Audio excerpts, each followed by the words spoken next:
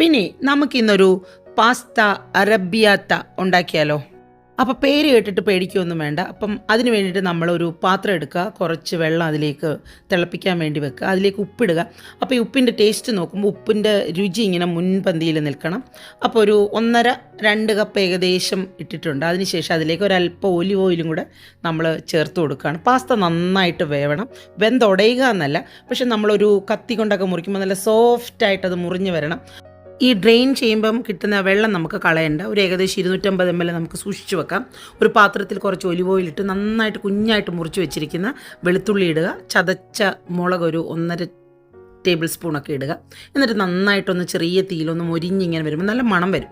ഇനി നമുക്ക് ടൊമാറ്റോ ആണ് വേണ്ടത്. അപ്പോൾ ഞാൻ സെൻറ്ററൊക്കെ കുറച്ചൊന്ന് കട്ട് ചെയ്ത് കളഞ്ഞു. ഏകദേശം ഇതൊരു മീഡിയം സൈസിലുള്ള 4 തക്കാളി ഞാനിങ്ങനെ മുറിച്ച് കുറച്ച് വെള്ളം കൂടെ ചേർത്തിട്ട് ഒന്ന് നമുക്ക് അടച്ചു വെച്ച് കുക്ക് ചെയ്യാം. അപ്പോൾ അടച്ചു വെക്കുമ്പോൾ ഇതിൻ്റെ തൊലിയൊക്കെ സോഫ്റ്റ് ആവും. അപ്പോൾ ഒരു 4-5 മിനിറ്റൊക്കെ കഴിയുമ്പോൾ ഒന്ന് തിരിച്ചിട്ടാൽ ഇതിൻ്റെ ഈ സ്കിന്ന് നമുക്ക് പെട്ടെന്ന് തന്നെ ഇങ്ങനെ എടുത്ത് മാറ്റാൻ പറ്റും. അപ്പോൾ അതിനുശേഷം ഇത് നന്നായിട്ടൊന്ന് ഉടച്ചു കൊടുക്കണം.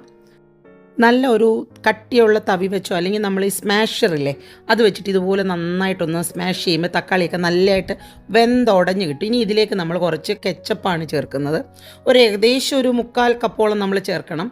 അതിനുശേഷം നന്നായിട്ട് ഇതൊന്ന് വരണ്ട് വരണം. നേരത്തെ നമ്മൾ പാസ്ത കുക്ക് ചെയ്ത വെള്ളം നമ്മൾ മാറ്റി വെച്ചിരുന്നില്ലേ, അതൊരു ഏകദേശം 250 ml ഒഴിച്ചിട്ട് ഒന്ന് നന്നായിട്ടൊന്ന് തിളയ്ക്കാൻ അനുവദിക്കണം. അപ്പോൾ നന്നായിട്ട് ഇതൊന്ന് തിളച്ച് വരും.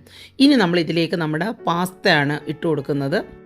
പാസ്ത നന്നായിട്ട് നമ്മുടെ സോസിൽ മിക്സ് ചെയ്യണം. അപ്പോൾ ഒരു ചെറിയ മീഡിയം തീയിൽ ഇട്ടാൽ മതി. അപ്പോൾ നന്നായിട്ട് എന്താ പറയുക, അതിൻ്റെ അകത്തുള്ള വെള്ളം കണ്ടൻറ്റൊക്കെ പാസ്തയൊക്കെ കുടിച്ചത് നന്നായിട്ടൊന്ന് പരണ്ട് വരണം കംപ്ലീറ്റ്ലി. ഇനി നമ്മൾ ഇതിലേക്ക് ചേർത്ത് കൊടുക്കുന്നത് ഡ്രൈഡ് ആയിട്ടുള്ള പാസ്ലിയും ബേസിൽ ലീവ്സുമാണ്. കുറച്ച് ചേർത്താൽ മതി ഒരു നല്ല മണത്തിനൊക്കെ വേണ്ടിയിട്ട്. ഇനി നമ്മളിതിലേക്ക് കുറച്ച് കുരുമുളക് പൊടി ചേർത്ത് കൊടുക്കും. ഓൾറെഡി നമുക്ക് ഇതിൻ്റെ അകത്ത് നല്ല എരിയൊക്കെ ഉണ്ട്, എന്നാലും നമ്മൾ കുറച്ച് കുരുമുളക് പൊടി ചേർത്ത് കൊടുക്കണം.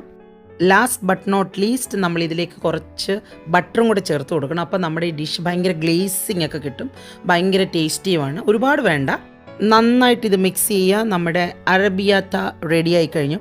അപ്പോൾ ഒതൻറ്റിക് ആയിട്ടുള്ള ഒറിജിനൽ റെസിപ്പിയിൽ നമ്മളിതിൽ ചിക്കനോ കുക്ക്ഡ് വെജിറ്റബിൾസോ ചേർക്കാറില്ല. ഇതിൽ cooked chicken breast, broccoli, mushrooms, അങ്ങനെ നിങ്ങൾക്ക് ഇഷ്ടമുള്ള വെജിറ്റബിൾസൊക്കെ ചേർക്കാം. ചെറുതായിട്ടൊന്ന് കുക്ക് ചെയ്ത് ഒന്ന് സോട്ടേ ചെയ്തിട്ട്.